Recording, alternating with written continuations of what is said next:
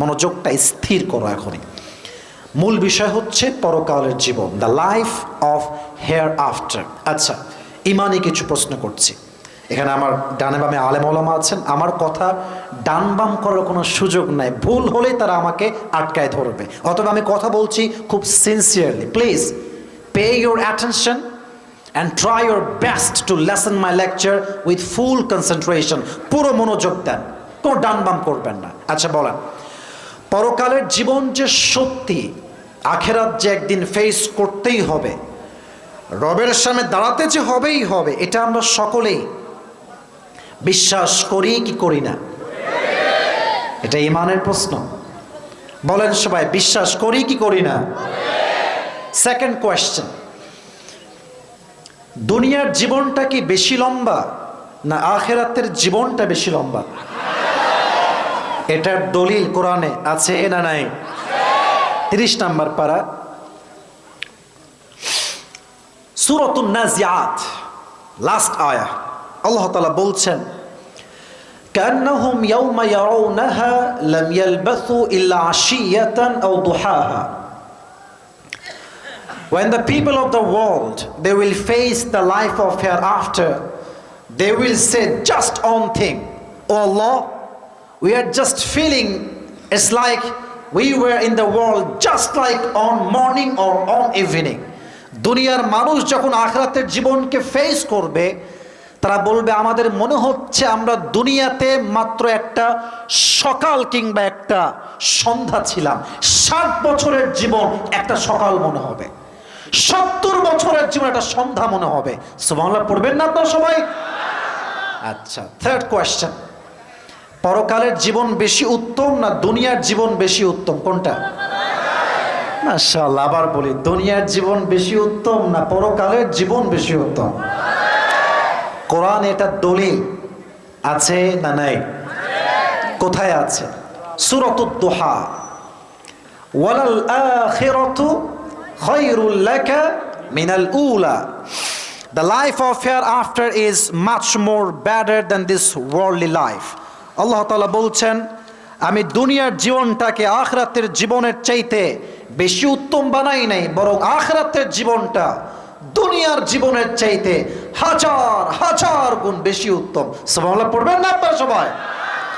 আচ্ছা, আমি লম্বা একটা সময় আমার জীবনের রাজশাহীতে কাটিয়েছি। লম্বা, it has been long time, maybe 20, 22, 23 বছর রাজশাহীতে আমি থাকছি। তো আমি যখন ঢাকায় থাকা শুরু করেছি, ঢাকা আমাদের কি বলেন দেখি? রাজধানী। আচ্ছা, ঢাকাতে গুলশান নামে একটা জায়গা আছে, নাম শুনছেন আপনারা? শুনছেন না? আচ্ছা, ঢাকাতে উত্তরা একটা জায়গা আছে, নাম শুনছেন? আচ্ছা, ঢাকাতে ধানমন্ডি জায়গা আছে, নাম শুনছেন? আচ্ছা, অ্যাভেলেবেল, নাম শুনছেন আপনারা সবাই, কেউ গেছেন হয়তো বা। আচ্ছা, আমার উদ্দেশ্য নাম বলা বা ঢাকার নাম বলা উদ্দেশ্য না, আমার উদ্দেশ্য হচ্ছে, দেখেন আমাদের রাজশাহী শহর মাশাআল্লাহ অনেক পরিষ্কার পরিচ্ছন্ন শহর। যদি আপনি রাজশাহী শহরের বাইপাসে দাঁড়ান, 2 ঘন্টা 3 ঘন্টা সারাদিন দাঁড়া থাকবেন, কোনো BMW নাই, মার্সিডিজ নাই, হ্যাঁ, রেঞ্জ রোভার নাই। যদি আপনি গুলশানে যান, ঢাকার গুলশানে, দেখবেন যে প্রত্যেক সেকেন্ডে সেকেন্ডে BMW, মার্সিডিজ, রেঞ্জ রোভার যাচ্ছে আর যাচ্ছে। গেলে মনে হবে যে আল্লাহ, এটা কোনো জীবন চাপায়ে কিচ্ছু নাই, খালি কালার উঠবি আর কিছু নাই। ঢাকা শহরে এত ফ্ল্যাট, এত গাড়ি, এত বাড়ি, BMW, মার্সিডিজ, হ্যাঁ, রেঞ্জ রোভার, রোলস রয়েলস, বাপ রে বাপ। মাথায় রাখবেন, যার টাকা যত বেশি তার টেনশন তত বেশি। আস্তে কেন, জোরে বলেন, কথা ঠিক আছে কিনা? দেখবেন কোটি টাকা ব্যাংকে আছে, রাতে ঘুম নাই, ট্যাবলেট খায়, রিক্সা চালায়, খায়, মাত্র ইনকাম 500 টাকা, রিক্সার সিটে রাখে নিতম্ব, আর মাথার আগে রিক্সার পেছনের সিটে আরামে ঘুম দেয়, 10 ঘন্টা করে ঘুমই ভাঙে না।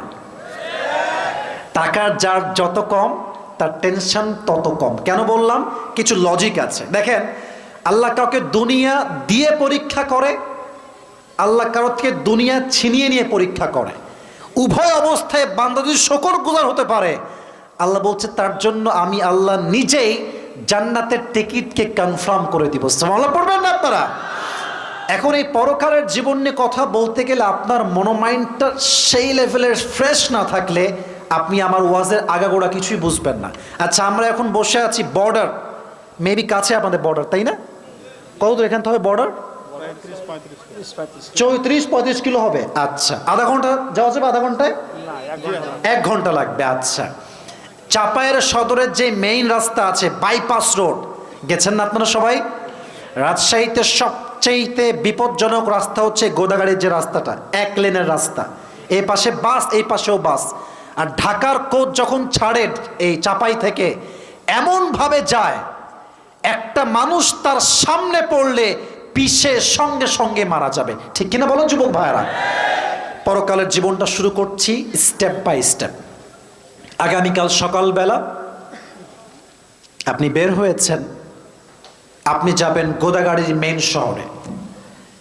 আপনি আপনার বাইকে উঠে কিংবা সিএনজিতে করে বা অথবা অটোতে, বাইপাস যে রোডটা গোদাগাড়ির যে বাইপাস বা চাপায়ের সোজা বাইপাস রোড, বিশাল লম্বা রোড, একদম যে আপনাদের সোনামস্তির নাম শুনছেন আপনারা সবাই?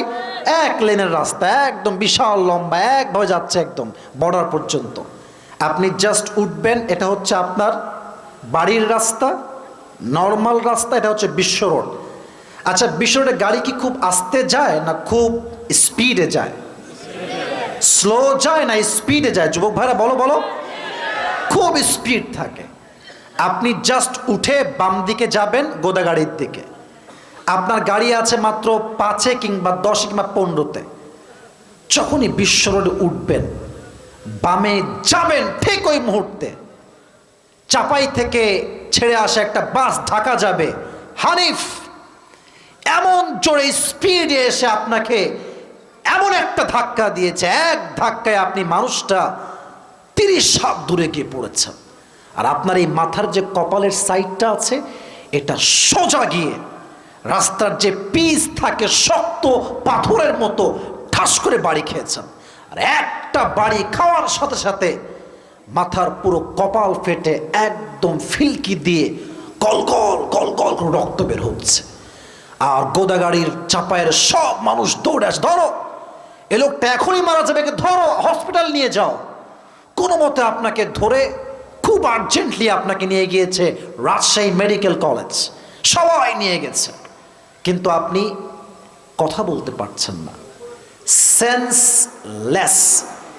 You don't have strange to talk with anybody, কোনো শক্তি নাই, একদম অজ্ঞান। প্রায় 24 ঘন্টা পরে আপনি আপনার চোখ খুলেছেন। চোখ খুলে দেখছেন চতুর্পাশে খালি সাদা, রুম সাদা, বেড সাদা, ছাদ সাদা, গেট সাদা, রুমের যে বেড, বেডের যে বালিশ, বালিশের যে cover, it is look like a white colour, সব সাদা। ভাবছেন যে আমি ছিলাম কোথায়, আমি আসলাম কোথায়? হঠাৎ করে চোখটা একটু ভালো করে তাকিয়েছেন গেটের দিকে, দেখছেন গেটে লম্বা করে লাল রঙে লেখা আছে এই রুমটার নাম হচ্ছে ICU, last stage of life. You are going to die, জীবনের শেষ মুহূর্তে আপনি আসছেন। অ্যাট দ্য সেম টাইম ভাবছেন যে আয় হায় হায়, জীবনে আমি কি করলাম? পুরো যৌবনটা জেনা করে, সুদ খেয়ে, হারাম খেয়ে, বেপর্দা করে নষ্ট করলাম। আমি আজকে আইসিইউতে চলে আসছি, আমার জীবন শেষ। অ্যাট দ্য সেম টাইম দেখছেন জানালা থেকে একজন মানুষ, বিশাল লম্বা তার দেহ, আসমান থেকে আপনার দিকে নেমে আসছে। আর চাপায়ের ভাইরা বলেন তো, আসমান থেকে যে আসে সে কি মানুষ হয় না ফেরেশতা হয়? ডাউট আছে মনে হয়, মানুষ হয় না ফেরেশতা হয়? এই মুহূর্তে সে আমাদের মাঝে দুটি ভাগ হয়ে যাবে। এক, the death of people, those who perform the salah, and number 2 part is the death of people, those who do not perform the salah. এক হচ্ছে নামাজি বান্দার মরণ, আর এক হচ্ছে বেনামাজি বান্দার মরণ। যে ব্যক্তি নামাজি হবে তার সামনে মালাকুল মউত একটা সাদা ধবধবে জুব্বা পরে আসবে, এসে বলবে ইয়া আইয়াতুহান নাফসুল মুতমাইন্না উখরুজি ইলা মাগফিরাতিল্লাহি ওয়া রিজওয়ানি। মালাকুল মত সুন্দর একজন যুবকের বেশ নিয়ে আসবে, ডাক দিয়ে বলবে, এই নামাজি বান্দা, কোনো টেনশন নাই, তোমার বের হয়ে আসো ইলা মাগফিরাতিল্লাহি ওয়া রিজওয়ানে। আরে তোমার জন্য তো আল্লাহর জান্নাত অপেক্ষায় আছে, সুবহানাল্লাহ পড়ে। এবার দেখেন তার রূহটা স্মুথলি বের হবে, একদম স্লোলি। আচ্ছা, let me take a tissue. Okay, এটা আমার হাতে কি? চাঁপাইনবাবগঞ্জের ভাই, এটা আমার হাতে কি দেখেন তো সবাই। পেছনে আওয়াজ নাই যে ভাই। আমি এক বাক্যে শুনতে চাই, হাদিস বলবো, এই জন্য এটা আমার হাতে কি। আচ্ছা দেখেন তো, টিস্যু কি গোল না চারকোনা? আচ্ছা, পকেটে মাঝে মাঝে আমার রুমাল রাখি না, রুমাল কি গোল হয় না চারকোনা হয়? হাদিসে আসছে, কাফাম মিন আকফানিল জান্নাহ ওয়া হানুত মিন হানুতিল জান্নাহ। নামাজি বান্দার রূহকে কবজ করবার জন্য আল্লাহ তাআলা জান্নাত থেকে একটা লাল রেশমি রুমালের কাপড় ফেরেশতার মাধ্যমে দুনিয়াতেই পাঠায় দিবে, সুবহানাল্লাহ পড়ে। তবে যে বান্দা বেনামাজি হবে তার মৃত্যু কিন্তু এমন হবে না। এখানে হাজার হাজার যুবক আছে, রাগ করবেন না যুবক ভাইরা, একটা কথা বলি, এখানে অনেক যুবক আছে এরা এশারের নামাজটাও পড়ে নাই,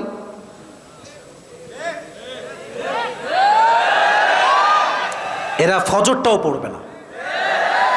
এখন বলবেন হুজুর মাহফিল দিয়ে তোর লাভ কোথায়? আছে লাভ। যদি একজন যুবক আজকে ফজরের নামাজটা থেকে জামাতের সঙ্গে শুরু করে দেয়, একজন যুবক নামাজি হয়ে যায়, আজকের মাহফিলটা সফল হয়ে যাবে, ঠিক কিনা বলেন? বেনামাজি বান্দার সামনে মালাকুল মত যখন আসবে, তার এই দেহের ড্রেস হবে, এটা কিন্তু মুখস্থ করতে হবে, ব্ল্যাক ড্রেস হবে। কি ব্ল্যাক? আচ্ছা, এই যে হাত, এটা হচ্ছে আমার স্কিন, আমি হচ্ছে শ্যাম বর্ণের মানুষ। এই যে মালাকুল মতের যেই হাতের চামড়া বা দেহের কালার, এটা হবে ব্লু কালার, নীল। তার চোখ হবে নীল, তার এক পা থাকবে জমিনে, আর হেড থাকবে আকাশ বরাবর, বিশাল লম্বা মাথা। তার এই ভয়ঙ্কর চেহারা দেখে বেনামাজি বান্দা থরথর থরথর থরথর করে কাঁপবে, একবার ডানে বামে সামনে পেছনে বারবার ছড়াছড়ি করবে। এবার বেনামাজি বান্দাকে মালাকুল মত এটা চিৎকার দিয়ে ধমক দিয়ে বলবে, ইয়া আইয়াতুহান নাফসুল খাবিথা উখরুজি ইলা গাযাবিল্লাহ। এই বেনামাজি বান্দা বের হয়ে আয়, আল্লাহর গজব জাহান্নামের দিকে বের হয়ে আয়।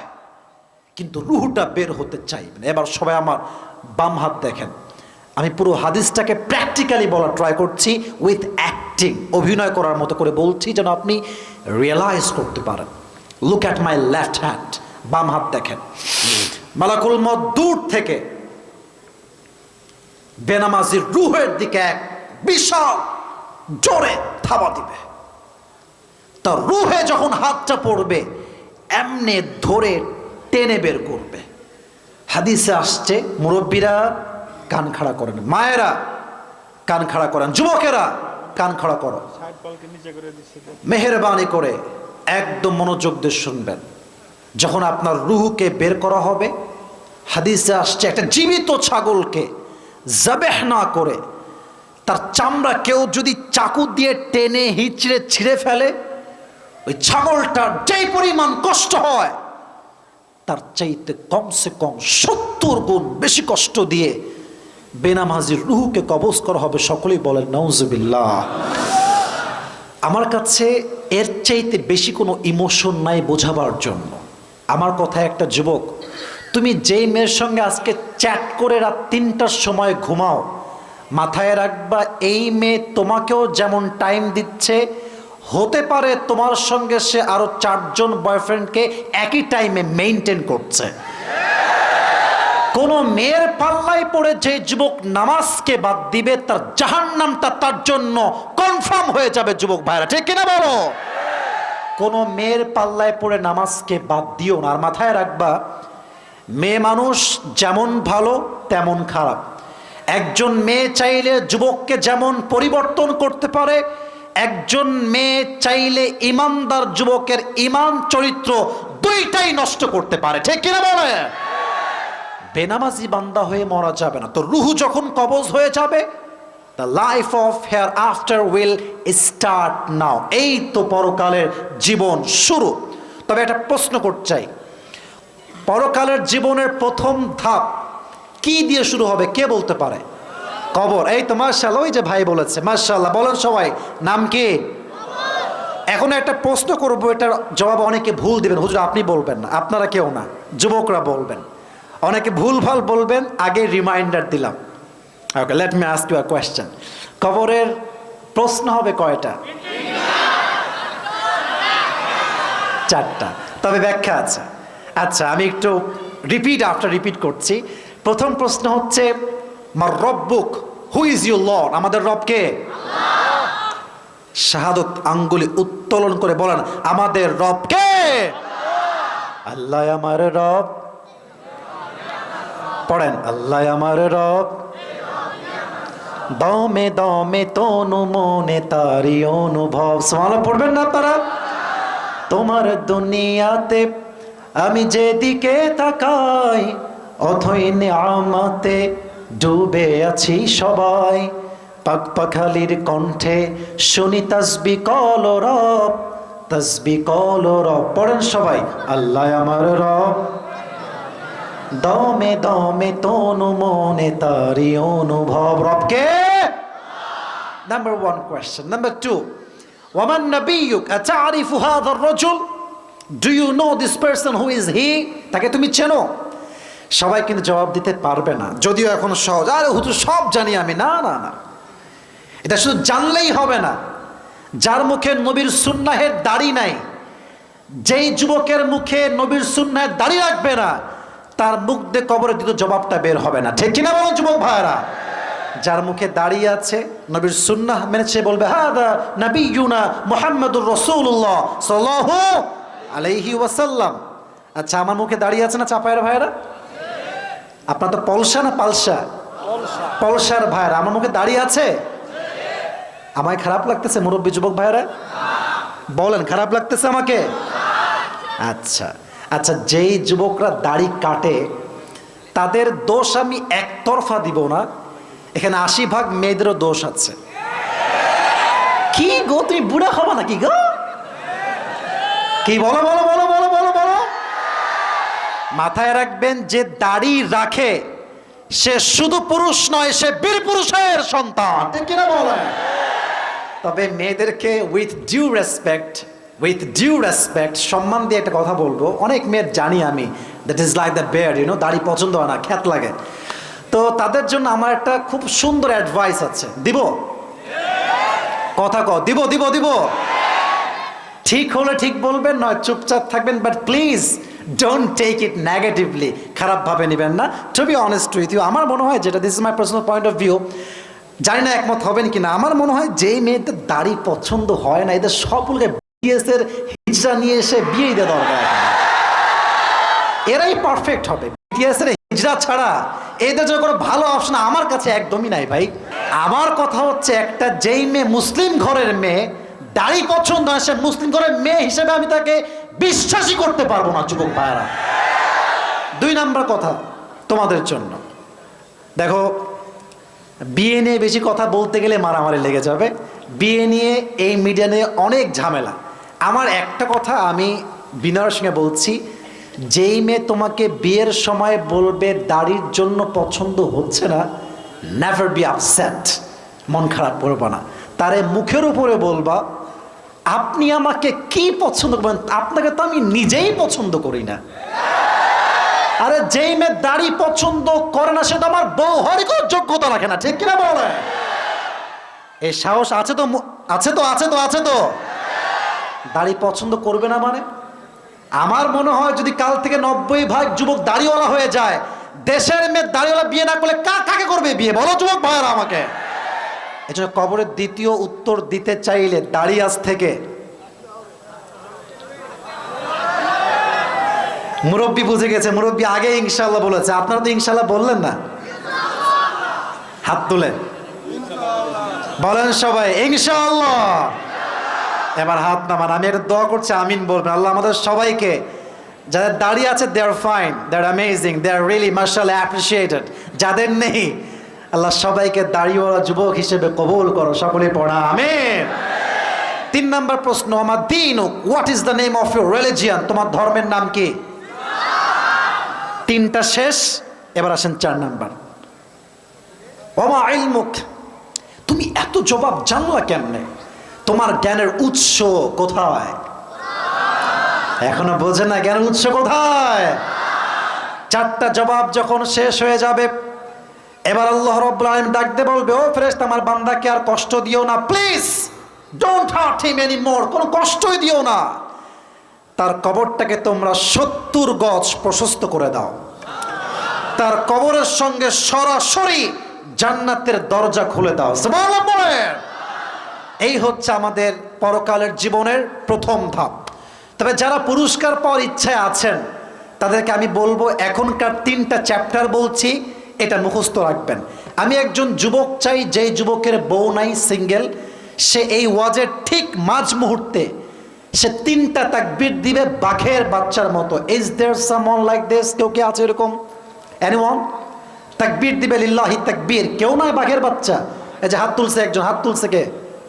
হ্যাঁ আমার সাথে, তুমি দাঁড়াও। আরে লুঙ্গি খুলবে না, তো লুঙ্গি বেঁধে তাকবীর দে।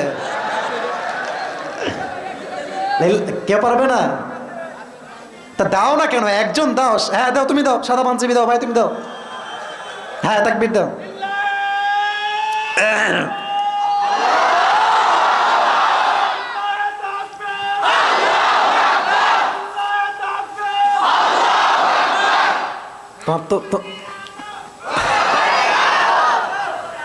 তোমার বউ কনফার্ম, বসে পড়ো। মাশাআল্লাহ, ভালো না সাউন্ড? মাশাআল্লাহ, রিয়েলি রিয়েলি অ্যাপ্রিসিয়েটেড, খুব ভালো সাউন্ড। পেছনে কেউ আছে? আর একজন পেছনে কেউ দাঁড়াইছিল মনে হয়। হ্যাঁ একটা দাও, একটা তাকবীর দাও।